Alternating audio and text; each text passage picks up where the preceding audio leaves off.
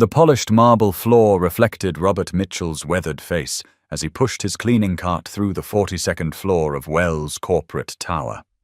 His calloused hands gripped the handle with practiced ease, but his eyes, those were different.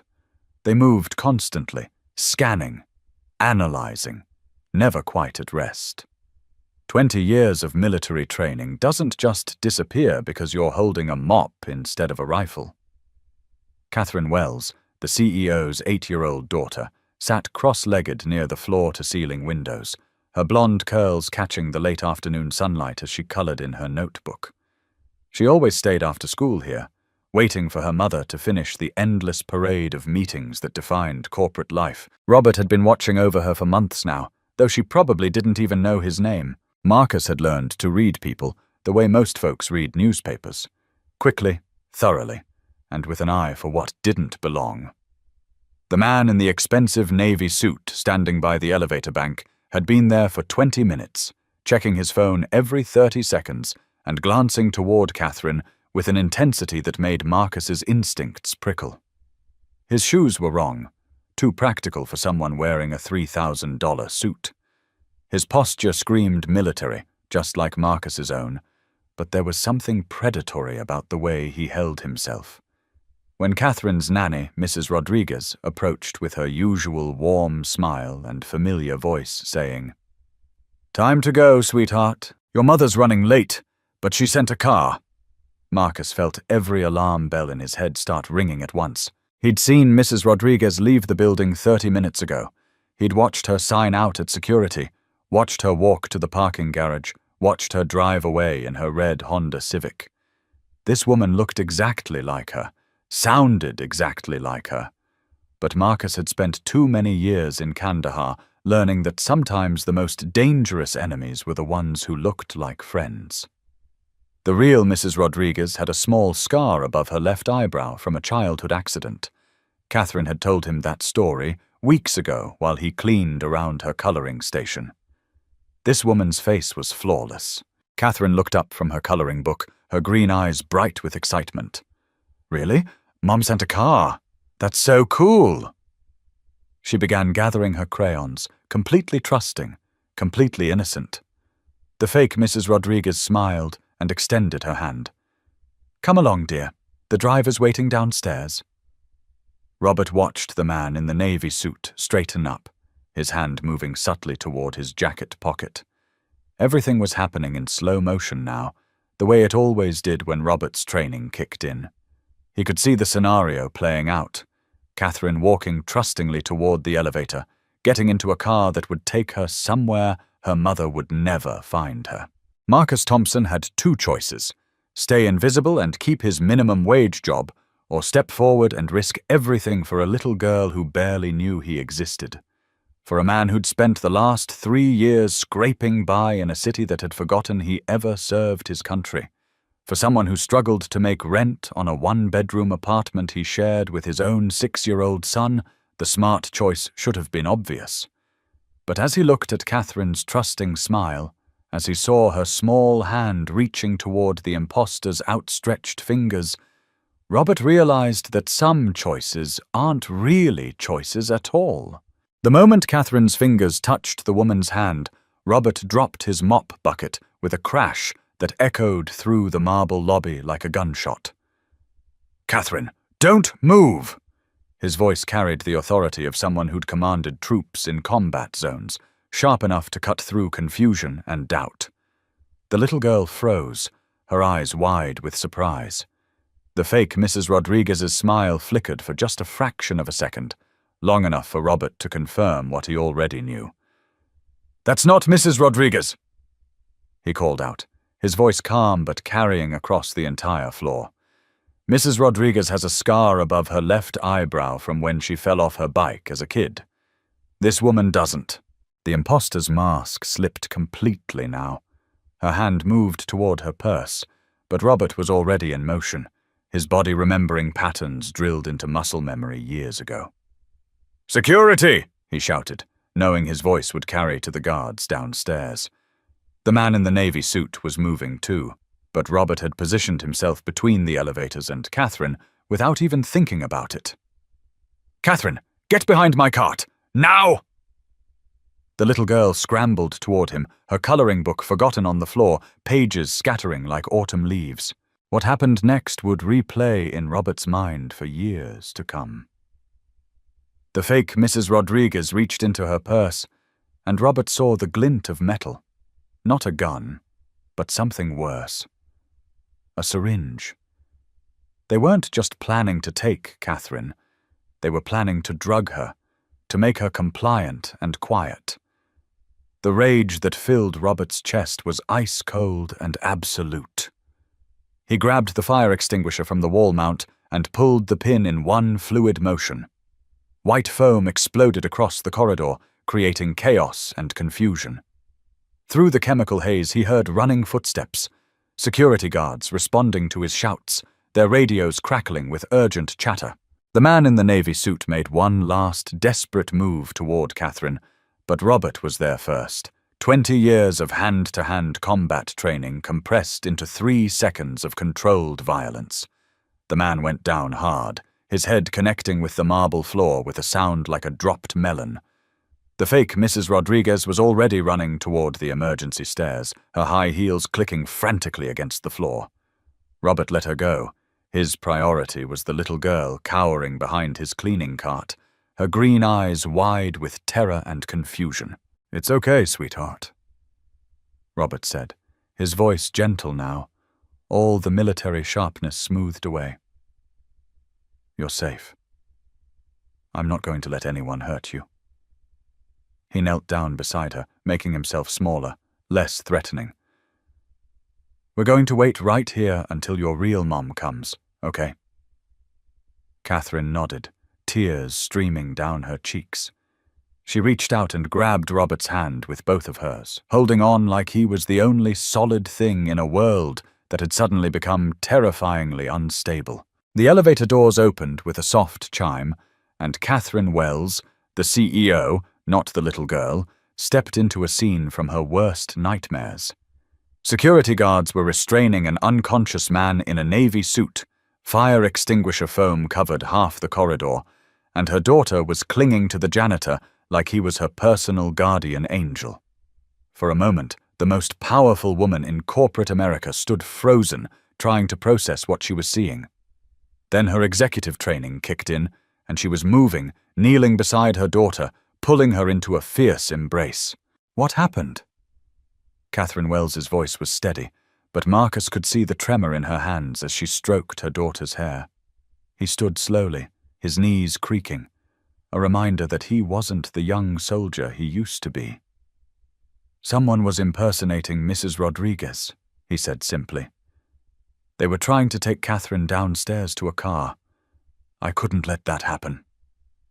His words were matter-of-fact, as if stopping kidnapping attempts was just another item on his daily cleaning checklist. Catherine Wells looked up at him then, really looked at him, probably for the first time since he'd started working in her building. She saw the careful way he held himself, the alertness in his eyes, the small details that spoke of military training and hard-won experience. She saw a man who'd risked his livelihood, maybe his life, for a little girl who wasn't even his own. "How did you know?" she asked. Marcus shrugged, a gesture that somehow managed to be both humble and dignified. "Your daughter told me about Mrs. Rodriguez's scar a few weeks ago. She likes to talk while I'm cleaning around her. Most people don't notice scars unless they're looking for them." The police arrived 20 minutes later, followed by FBI agents who took over the investigation with crisp efficiency. The man in the navy suit regained consciousness just long enough to demand a lawyer before lapsing back into sullen silence. The fake Mrs. Rodriguez was caught 3 blocks away, still wearing her disguise, but now looking significantly less confident about her life choices. As the authorities sorted through the aftermath, Marcus quietly retrieved his mop bucket and began cleaning up the fire extinguisher foam. Old habits die hard, and chaos always needed cleaning up afterward. Catherine Wells watched him work for a moment before approaching. "Mr. Thompson," she said, and Marcus was surprised she knew his name. "I need to ask you something." He paused in his cleaning, waiting. How long have you been watching over my daughter? The question was direct, executive level, but her tone was curious rather than accusatory. Marcus considered his answer carefully. Since the day I started working here, ma'am. Military training never really leaves you. You learn to watch for threats, to protect the innocent. It becomes second nature. And you never said anything, never asked for recognition or compensation for this unofficial security work? Marcus shook his head. She's a good kid. She deserves to feel safe. That's enough.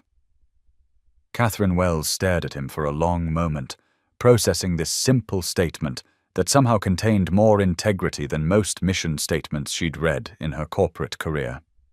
Her daughter tugged at her sleeve. Mom, Mr. Marcus saved me. He's a hero. The little girl's voice was still shaky, but there was absolute certainty in her words. That evening, Marcus Thompson returned to his modest apartment, where his own 6-year-old son, David, was waiting with homework questions and stories about his day at school. Marcus helped him with math problems and listened to his rambling account of playground politics. But part of his mind kept replaying the moment when Catherine had reached for the imposter's hand. He'd been in the right place at the right time, with the right skills and the right instincts. Sometimes that's all that stands between safety and catastrophe. One person who gives a damn and isn't afraid to act on it. 3 days later, Marcus arrived at work to find an envelope slipped under his locker door. Inside was a handwritten note from Catherine Wells. Mr. Thompson, I've been thinking about what you said, that keeping my daughter safe was enough compensation for your vigilance. I respectfully disagree. Effective immediately, you're being promoted to head of building security, with a salary commensurate with your skills and experience. The position comes with benefits, including health insurance for you and your son.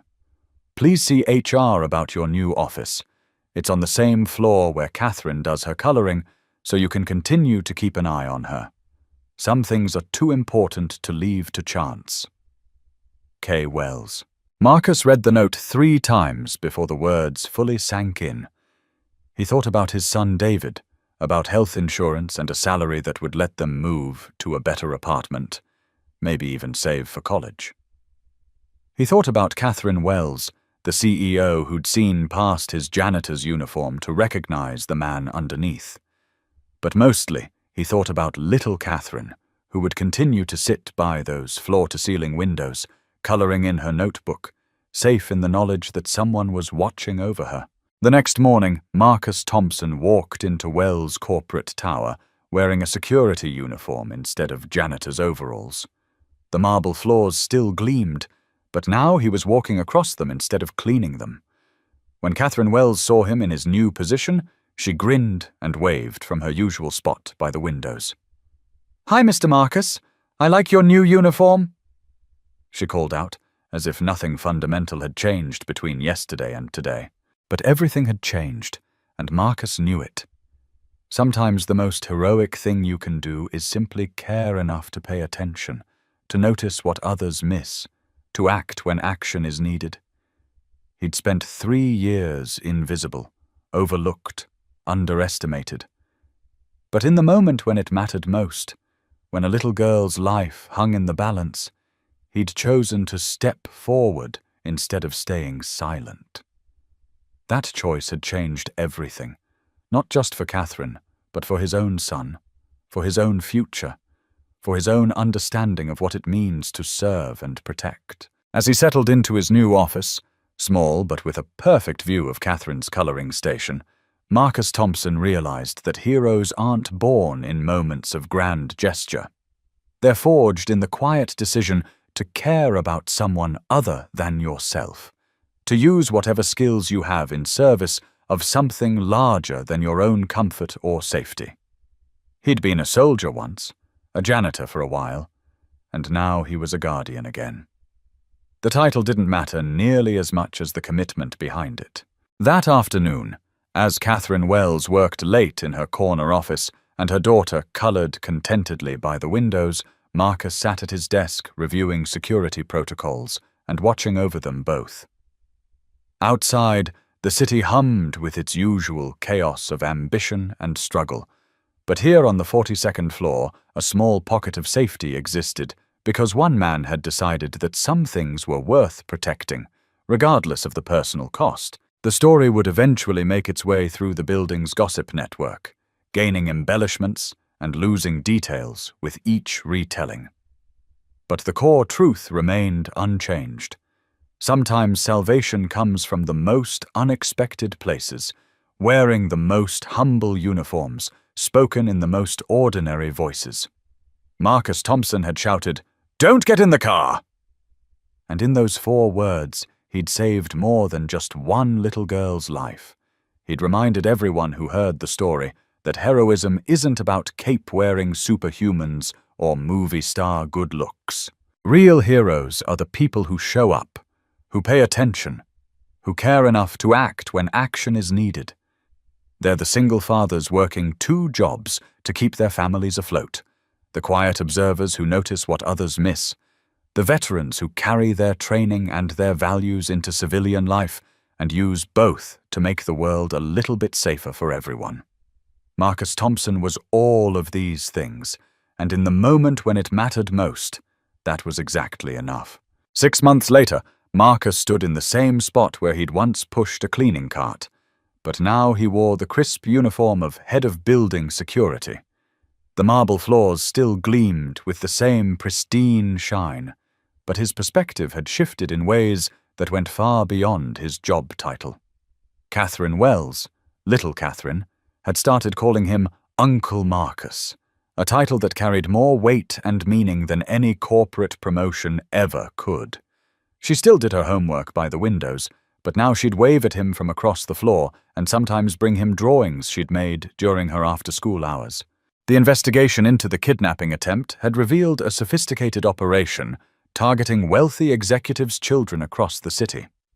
The fake Mrs. Rodriguez, whose real name was Elena Vasquez, had been part of a network that specialized in studying their targets for weeks before making their move. They'd observed Catherine's routine, learned about her nanny's appearance and mannerisms, even practiced the woman's voice patterns. Only Marcus's attention to detail, his memory of a small scar mentioned in casual conversation, had prevented what could have been a tragedy that destroyed multiple lives. David Thompson, Marcus's son, had initially been suspicious of his father's sudden change in fortune.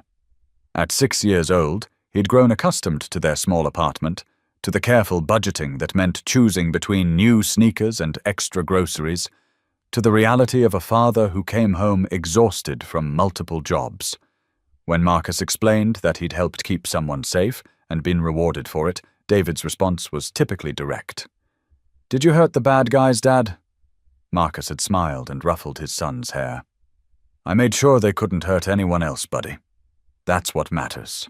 The new health insurance had meant David could finally get the glasses he'd needed for months, and Marcus watched his son's world literally come into focus with a clarity that brought tears to his own eyes.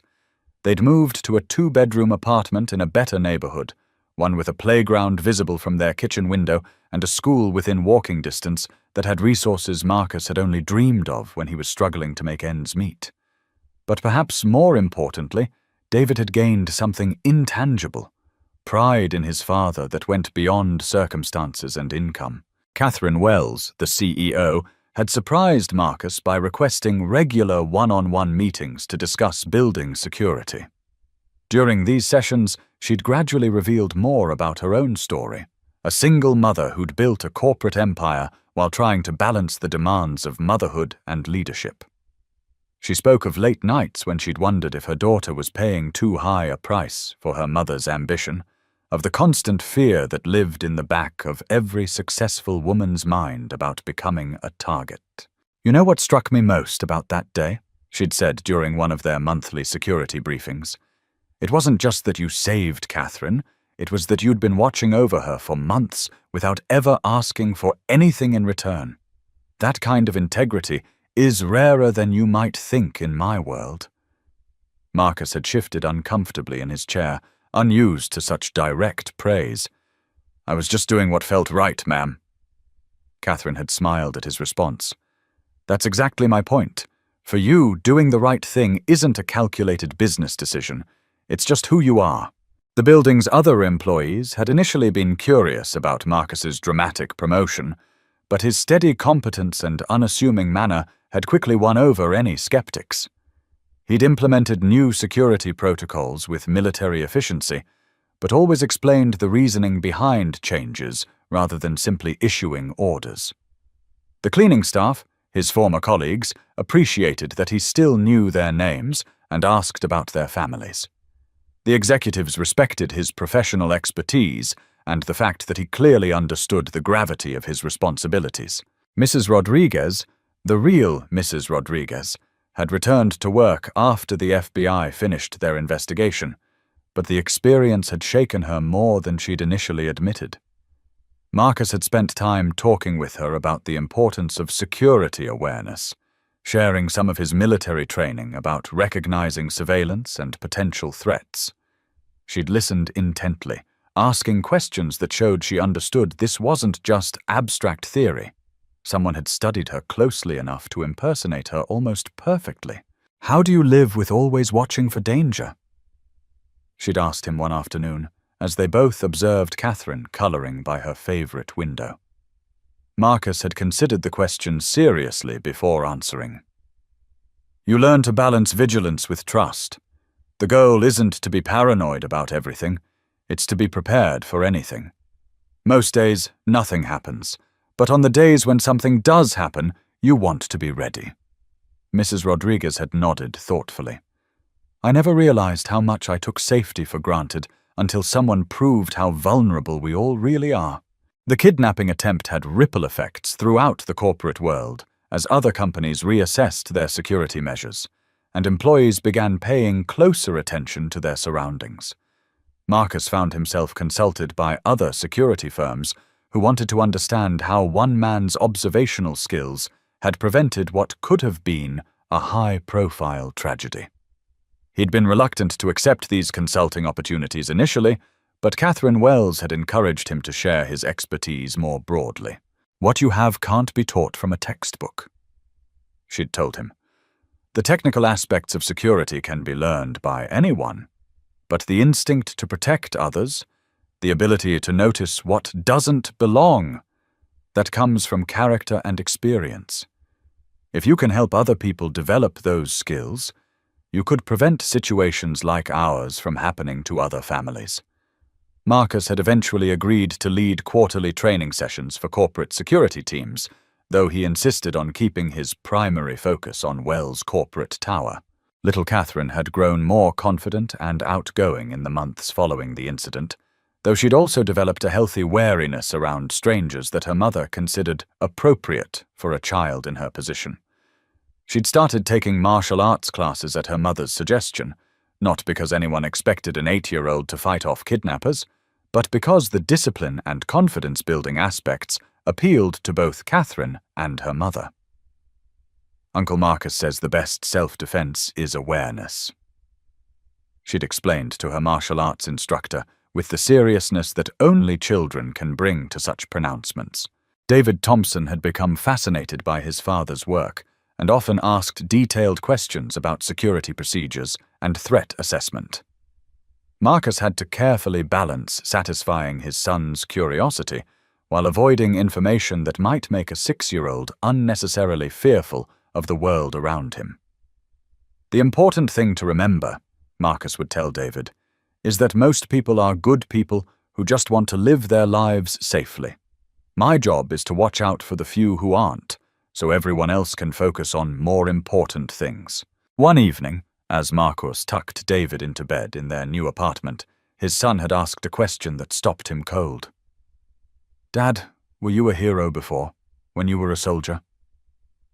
Marcus had sat on the edge of the bed, trying to find words that would be honest without being overwhelming. "I tried to be, buddy. Sometimes being a hero just means doing your job well and taking care of the people counting on you. It's not always about big, dramatic moments. Sometimes it's about being there when people need you." The media attention from the thwarted kidnapping had been carefully managed by Wells Corporate's public relations team, but the story had still made headlines across the city. Marcus had been uncomfortable with the spotlight, preferring to let the facts speak for themselves rather than engaging in interviews or publicity. Catherine Wells had respected his privacy, issuing a statement that praised his actions without revealing personal details about his background or current situation. However, the story had reached some of Marcus's former military colleagues, leading to a series of phone calls and visits from people he hadn't spoken to in years. Some were struggling with their own transitions to civilian life, and they'd wanted to hear how Marcus had found purpose and stability after leaving the service. These conversations had been difficult but important, reminding Marcus of both how far he'd come and how much he still carried from his military experience. "The thing about serving," he'd explained to one former squad mate who was having trouble finding work, "is that it changes how you see responsibility. You can't just stop caring about people's safety because you're not wearing the uniform anymore. Sometimes you have to find new ways to serve, new ways to use what you've learned." His friend had listened carefully, and Marcus had helped him connect with other security firms that valued military experience and understood the transition challenges veterans faced. Catherine Wells had also quietly established a scholarship fund for children of single parents pursuing careers in security and law enforcement, though she'd insisted on keeping her involvement anonymous. Marcus had only learned about it when she'd asked his advice about selection criteria and program structure. "I keep thinking about all the other children who might be in danger right now," she'd explained, "and all the other potential heroes who just need an opportunity to use their skills in service of something meaningful." The scholarship fund had grown beyond Catherine's initial vision, as other executives and community leaders contributed to the program. Marcus had been asked to serve on the selection committee, a role that had introduced him to dozens of families struggling to balance financial pressure with the desire to serve their communities. Reading application essays from single mothers training to become police officers and fathers studying emergency management while working multiple jobs had reminded Marcus that his own story was part of a much larger pattern of quiet heroism happening all around him. As the first anniversary of the kidnapping attempt approached, Marcus found himself reflecting on how much had changed in such a relatively short time. He still thought about that moment when Catherine had reached toward the imposter's hand, still felt the cold clarity that had failed him when he'd realized what was happening. But now he also thought about all the moments since then, David's excitement about his new school, little Catherine's drawings decorating his office wall, the satisfaction of work that aligned with his values and utilized his skills. The morning of the anniversary, Marcus arrived at work to find a small package on his desk. Inside was a hand-drawn card from little Catherine, featuring a stick figure in a security uniform, standing protectively near a smaller stick figure with blonde curls. The message, written in careful 8-year-old handwriting, simply said, "Thank you for keeping me safe. Uncle Marcus, you're my hero." Below that, in Catherine Wells's elegant script, was a note. "Some gifts can never be reaped, only passed forward. Thank you for showing my daughter, and me, what genuine heroism looks like." Marcus placed the drawing in a frame next to the photo of David on his desk, creating a small gallery of the reasons his work mattered. As he settled into his morning routine of checking security reports and reviewing the day's schedule, he caught sight of little Catherine arriving with Mrs. Rodriguez, her backpack bouncing as she skipped toward her usual spot by the windows. She waved at him through his office window, and he waved back, a simple gesture that somehow contained all the complexity and meaning of the year that had passed since he'd first shouted those 4 life-changing words. Sometimes the most important moments in our lives are the ones where we simply choose to care about someone other than ourselves. Marcus Thompson had made that choice on an ordinary Tuesday afternoon, and it had changed everything, not just for the little girl he'd protected, but for his own son's future, for his own sense of purpose, and for everyone who heard the story and remembered that heroism isn't about supernatural powers or perfect timing. It's about ordinary people making extraordinary choices when it matters most. That evening, as Marcus walked home to the apartment he could finally afford, past the playground where David was learning to make friends with children whose families didn't have to choose between groceries and school supplies, he realized that salvation often works in both directions. He'd saved Catherine Wells from a kidnapper, but in many ways, the opportunity to use his skills in service of something meaningful had saved him too, from invisibility, from financial struggle, from the feeling that his military training and protective instincts had no place in civilian life. The city hummed around him with its usual mixture of ambition and struggle, hope and disappointment. But Marcus Thompson walked through it with the quiet confidence of a man who'd found his place in the world.